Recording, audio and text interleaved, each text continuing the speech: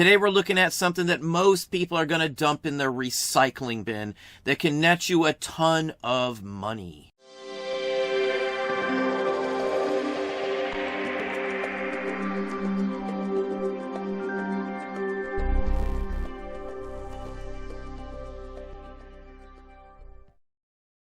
Hey, it's Don. Today we're going to talk about one of those items that most people just dump in the garbage or will throw in the recycling bin when they find them. Most resellers out there, most people looking to flip something, pass up old, ratted out newspapers. Some of these can go for some insane amounts of money, thousands of dollars, thousands and thousands of dollars. Depends, of course, on the date of the newspaper, where it's from, the topics in it, any specific interesting event that may have happened, whether it's a couple hundred years old like the newspaper I just showed, or something even that's only 10 or 15 years old. Let's have a quick look at some that we've sourced, and then we're going to go look at some of the insane values some of these can go for. So as you can see here, here's one from 1816, and some interesting aspects on it, talking about tobacco, wool, a Philadelphia and Barrington steamboat line with an engraved image. Those are the sorts of things that do very well on these kinds of things. Other aspects that I always look for are famous people. If someone passed away, ads for certain things, ads for reward for a theft or anything like that. There's birth announcements. Sometimes there's famous people mentioned in here as well. So any of that sort of thing is of key interest. If they're from like War of 1812, Revolutionary War, they talk about Bunker Hill or something like that, I do extremely well. Now, you know who printed this. Paulson, you know where it was printed. We've got a date, which is probably printed the day before, so they could have it out that day. This is a legitimate deal. This is what you would expect to find from this era. Pure lemon acid, so there's quack medicinary, all sorts of different other things in here. Even in not so great condition, these still can sell for some decent money. Let's flip this one over here too. Umbrella seller over here, something interesting. Sometimes there's notices of interesting things that you wouldn't expect. Beaufort College ad up on the top of this one here. So there's all sorts of different types of things that I look for in these. Now here's an earlier one. This is 1803, Newport Herald. And again, condition-wise, not always in the best condition when you find these. They're early. So even when they're missing chunks, I'm still able to sell them, even when they're missing this chunk. This is made out of hemp, many of these. So the fabric or the material doesn't break down like you would expect just the modern-day paper. Armies of Europe. So this has some military content right off the bat and may hold some other aspects. We've got the War of 1812 starting shortly. So there's other tie-ins. There's still territory issues that could be mentioned in here. So if it mentions things for territory of, California or anything like that, or states that aren't a state yet, those always do extremely well. Now here's an earlier one still yet. 1790, this newspaper was made. This is a Columbian Centennial. I've got many others from the same newspaper, 30 years later, 20 years later, 10 years later. Now, if this one has anything from like someone famous, a signer of the Declaration of Independence, there could be some big value. Here's a Benjamin Rush, MD, maybe somebody well-known. That's something I would look up on here. Benjamin Russell is the printer, so you can look up him. These all hold value. Age. People just love things from a specific age. Prospects of peace. So they're still weighing out some of the events that happened right up here. In fact, let's zoom in on this one here. So you can see some key interesting aspects of this. Prospects of peace right there, talking about right after the war. Lots of interesting content in here. All of this sort of thing does add a value. If you can name specifics on someone famous, you can sell these extremely well. Now, with newspapers, just like magazines, sometimes a famous writer may have part of their book in a magazine or a newspaper before it's ever published in book form. Those would be considered basically the very first printing, first state, first anything of a work. Now, Edgar Allan Poe wrote stuff that appeared in newspapers. Just like Hemingway, Ernest Hemingway wrote stuff that would be in magazines, as well as many other people did also. Now, The Raven appears in this newspaper. It's not the only copy of this up. There's 4 or 5 that sold in the last 90 days of just this newspaper here. So it's something that turns up. Most people who run into these don't have a clue that in 1945, February 4th, that this is in there. So if you don't know some of the information, you may not realize it. You may just be looking at an old newspaper. It may be ripped up. It may be tattered. It may be missing part of it. It may only be the first page, but it still can sell for thousands if you have the right one. As you can see, $3,385. Many bids on this one also. Major historical events always do incredibly well, like this one here, 1929 stock market crash. I have seen a couple of these original ones. The ones you want to are the ones from the town that whatever incident happened. The New York stock market crashed, it's in New York Times. If it's from another city or something like that, it may be less valuable from the start. So just keep that in mind. Mess-ups are always good too. Dewey defeats Truman.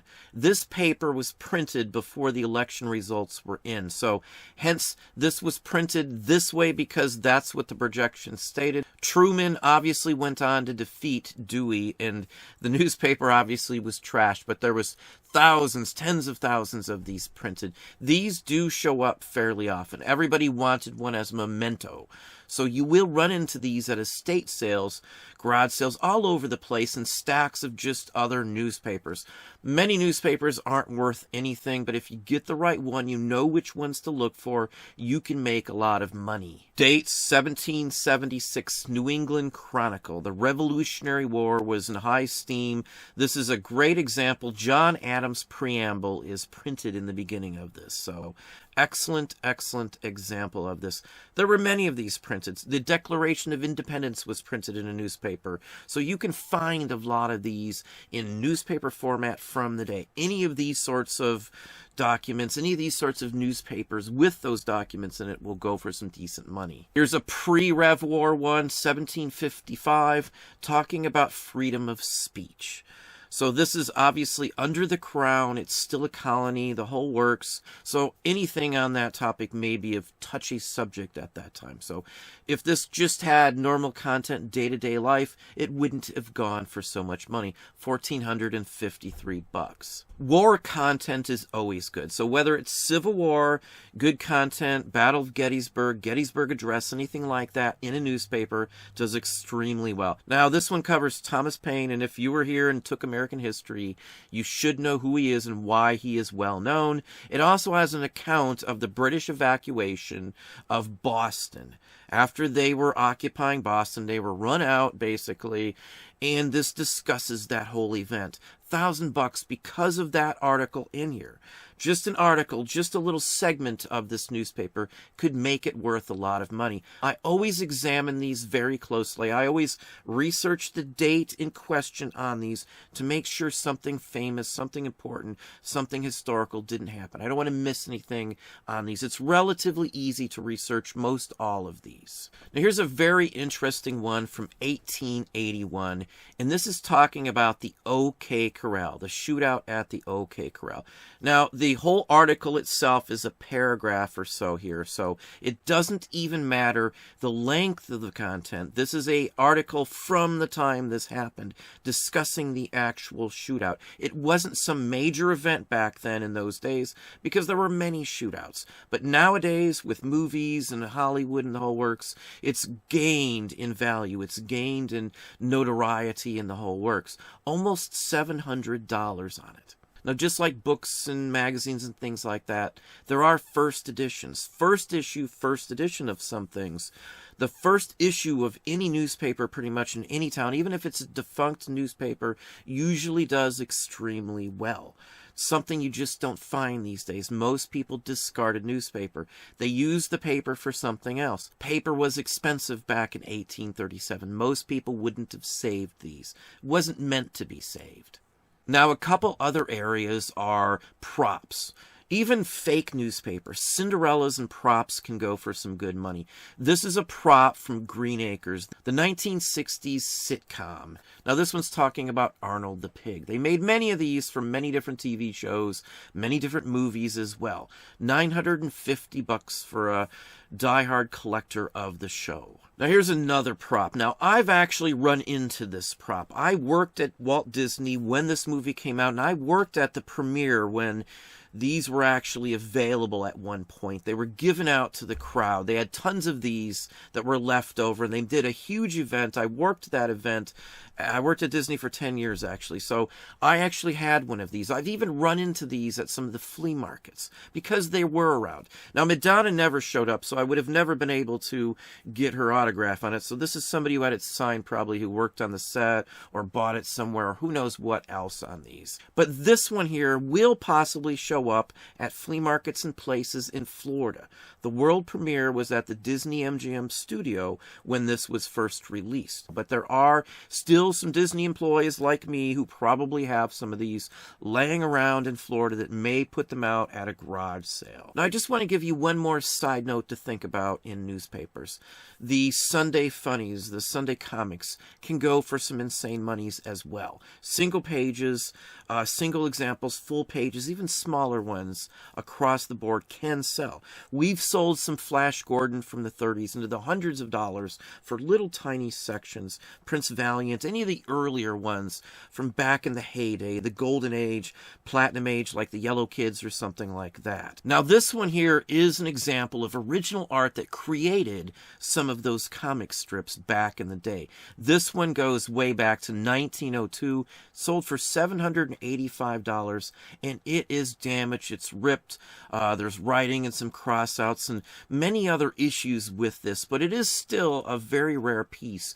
There may be no other example of this specific cartoon because most of the newspapers that were printed back then, the acid and such forth have destroyed them. So anything from this time frame, the golden platinum age of comic strips from the Sunday pages or dailies or anything like that, can go for some insane money.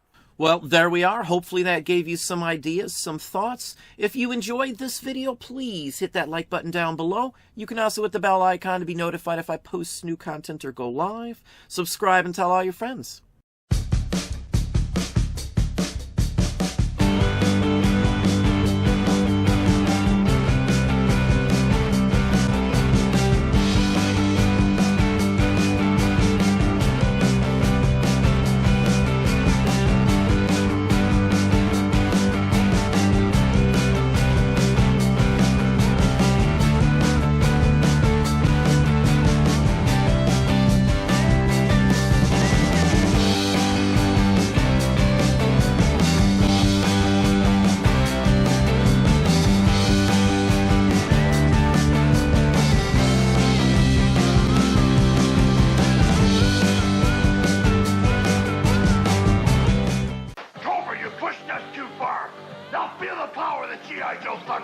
Thunderclap is setting a trap. Two incredible Cobra smashing attack vehicles, towing one monster gun. Nobody beats G.I. Joe. Thunderclap comes with driver. Yo, Joe!